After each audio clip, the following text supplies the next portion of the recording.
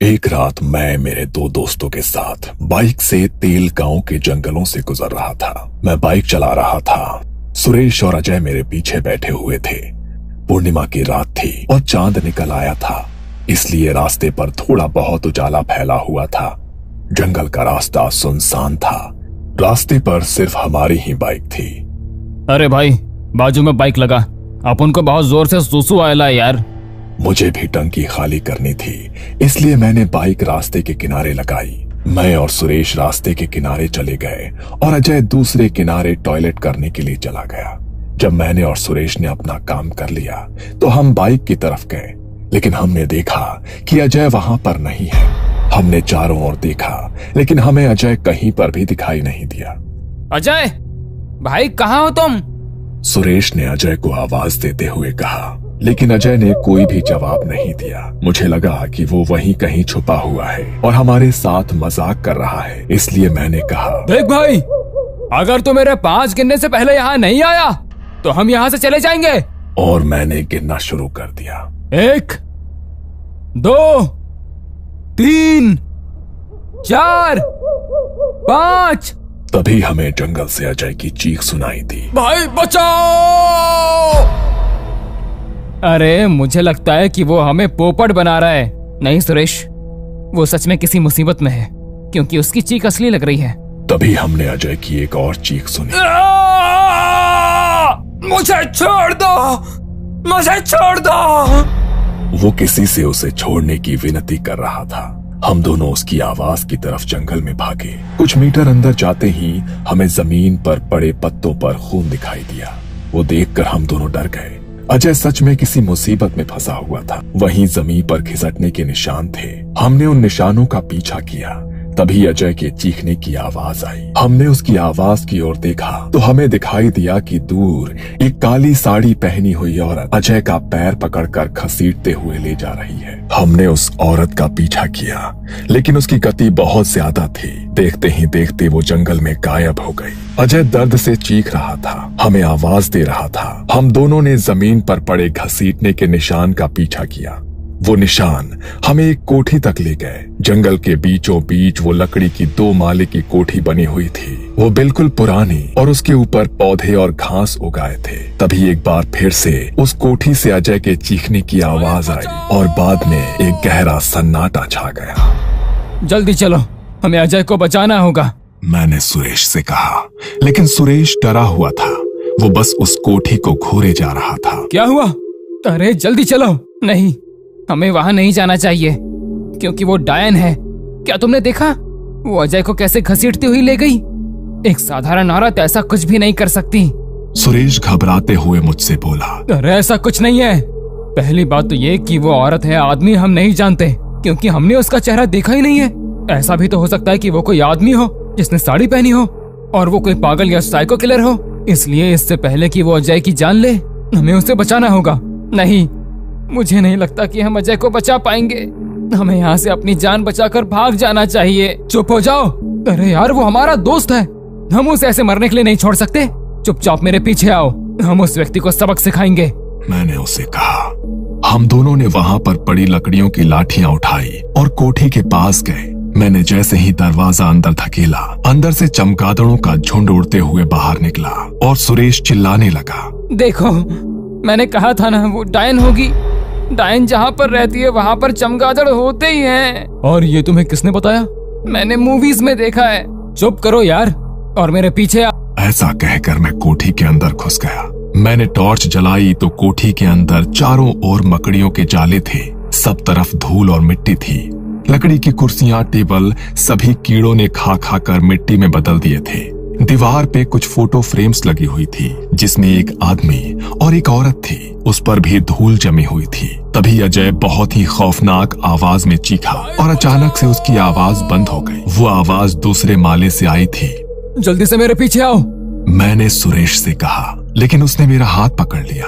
नहीं, ऊपर मत जाओ, वरना वो हमें भी मार डालेगी, घबराते हुए मुझसे बोला।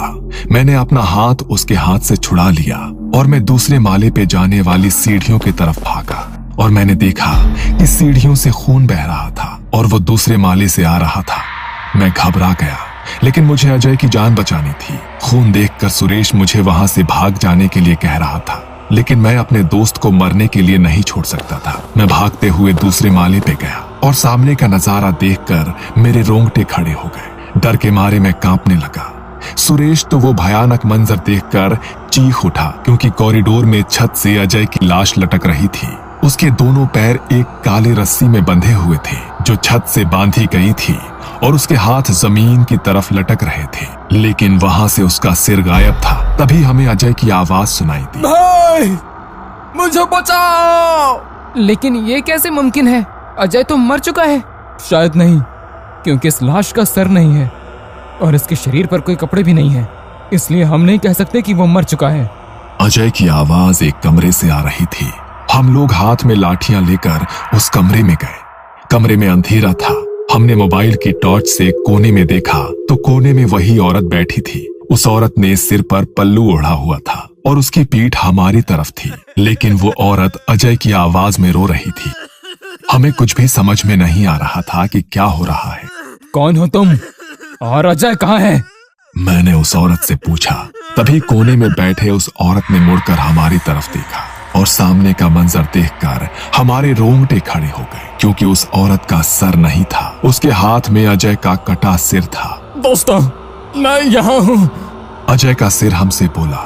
हम जान चुके थे कि उस सिर कटी औरत ने ही अजय का खून किया है, और बाहर कॉरिडोर में जो लाश लटक रही थी वो अजय की ही है। वो औरत चुड़ैल या डायन थी, या रूह, या फिर आत्मा, ये तो हम नहीं जानते थे, लेकिन हम ये जानते थे कि वो इंसान नहीं है और हमारे खून की प्यासी है। हम दोनों बहुत ज्यादा डर गए थे। हम आंख फाड़ कर उसकी ओर देख रहे थे। तभी उस औरत ने अजय का सिर अपने गले पर लगाया। उसने अपने गले को कुछ झटके दिए और अजय का सिर अब उसका हो गया। उसके बाद वो मुस्कुराई और हाथ हमारी तरफ करते हुए बोली, मुझे मेरा सिर ला दो, मुझे मेरा सिर ला दो, वरना मैं तुम्हारा सिर ले लूंगी। ये सुनकर मैं और सुरेश वहां से उस घर से भागे। मैं जंगल में भाग रहा था, लेकिन कुछ दूर जाते ही मैं समझ गया कि मैं अकेला भाग रहा हूँ और मेरे पीछे सुरेश कहीं भी नहीं है। मैं कुछ मीटर पीछे चला गया। मैंने देखा कि सुरेश उस भूतिया कोठी की तरफ जा रहा है। मैं भागते हुए उसके पीछे गया। सुरेश, तू कोठी की तरफ क्यों जा रहा है? भाग यहाँ से, वरना वो तुम्हें भी मार डालेगी। लेकिन सुरेश रुका नहीं। वो कोठी के बाहर तक जा पहुंचा। तभी मेरी नजर दूसरी मंजिल की खिड़की की तरफ गई तो खिड़की में वो सिर कटी औरत थी जिसने अजय का सिर पहन लिया था, और वो मेरी तरफ देखकर मुस्कुरा रही थी। मैं जान चुका था कि उस औरत ने सुरेश को सम्मोहित कर लिया है और इसलिए वो कोठी के अंदर जा रहा है। वो अपने होश में नहीं था, तो मैंने उसका हाथ पकड़ लिया और उसे वहां से दूर खींच कर ले गया। लेकिन सुरेश ने मुझे धक्का मारा और मैं पेड़ से जा टकराया। मेरा सिर जख्मी हो गया और आंख के सामने सब कुछ धुंधला धुंधला दिखाई देने लगा। लेकिन मैंने देखा कि सुरेश उस कोठी के अंदर चला गया है। कुछ देर बाद मेरी आंखों की रोशनी ठीक हो गई और मैं सुरेश को आवाज लगाते हुए कोठी के उसी कमरे में चला गया जिसमें मैंने उस औरत को देखा था। मैंने देखा कि कमरे में सुरेश अपनी गर्दन पर एक हाथ से छुरी लगाए हुए खड़ा था और दूसरे हाथ से उसने अपने सिर के बाल को पकड़े हुए था। मेरा सिर ला दो, मुझे मेरा सिर ला दो। सुरेश अजीब तरीके से बड़बड़ाता गया और उसने अपने ही हाथ से छुरी से अपना सिर काट लिया और दाई हाथ में पकड़ लिया। उसके धड़ से खून की पिचकारियां निकलने लगी और वो जमीन पर गिर गया। ये देखकर मेरे पैरों तले जमीन फिसल गई। क्या हुआ? डर गए? मेरे पीछे से अजय की आवाज आई। मैंने मुड़कर देखा तो खिड़की में वही सर कटी औरत बैठी थी जिसने अजय का सर पहना था। मैं वहां से भागा और दरवाजे तक पहुंचा, लेकिन मुझसे पहले ही वो दरवाजे तक पहुंच गई थी और दरवाजे के बिल्कुल सामने खड़ी थी। मैं वहां से बाहर नहीं जा सकता था। क्या चाहिए तुम्हें? क्या चाहिए? मेरा सिर, मुझे मेरा सिर ढूंढ कर ला दो, और अगर तुमने ऐसा नहीं किया तो मैं तुम्हारा सिर ले लूंगी। मैं समझ गया कि जरूर इसका किसी ने सिर काट कर खून कर दिया था और उसकी आत्मा अब उसका सिर ढूंढ रही है। अब मेरे सामने उसका सिर ढूंढने के अलावा कोई और चारा नहीं था। लेकिन मैं आपके बारे में कुछ नहीं जानता कि आपके साथ क्या हुआ था। आपका सिर ढूंढने के लिए आपको मुझे सब बताना होगा जो आपके खून के दिन हुआ था। मैं मेरे पति के साथ समर वेकेशन पर यहाँ आई थी। हमने ये कोठी छुट्टियां गुजारने के लिए ली थी। उस दिन मेरे पति कोठी के पीछे वाले तालाब पर मछलियां पकड़ने गए थे। मैं कोठी में अकेली थी, तभी किसी ने दरवाजा खटखटाया। मैंने दरवाजा खोला तो दरवाजे पर कुछ 19-20 साल के 3 लड़के खड़े थे। उनके पीठ पर कैंपिंग बैग्स थी। दरवाजा खोलते ही वो तीनों मेरी तरफ देखने लगे। उनमें से एक लड़का मेरे हाथ में पानी की बोतल थमाते हुए बोला, आंटी, हम लोग जंगल में कैंपिंग के लिए आए हैं, लेकिन हमारा पानी खत्म हो गया है। क्या हमें पीने के लिए पानी मिल सकता है? वो लड़का शराब पिया हुआ था, लेकिन इंसानियत के खातिर मैंने उन्हें पानी देने का तय किया और दरवाजा आगे धकेल के किचन में पानी लेने चली गई। मैंने फ्रिज में से बोतल निकाली, तभी पीछे से किसी ने मेरा मुंह बंद कर दिया। मैं चिल्ला नहीं सकी। तभी मेरे सामने 2 लड़के आए। वो तीनों लड़के मेरे घर में घुस गए थे। उनके इरादे नेक नहीं थे, लेकिन तभी मेरे पति फिशिंग करके घर लौटे। उन लड़कों को मुझे पकड़ा हुआ देख उन्होंने उनके हाथ से पकड़ी मछली फेंक दी और उन लड़कों पे टूट पड़े, लेकिन उनमें से एक लड़के ने कैंपिंग नाइफ से उन्हें घोंप दिया। उन्होंने वहीं तड़पते हुए अपनी जान दे दी।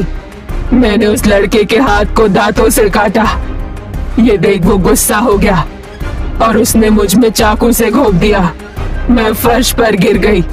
वो लड़का शराब के नशे में पागल हो गया था। उसने मेरा सिर चाकू से काट डाला और मेरा कटा सिर हाथ में लिया।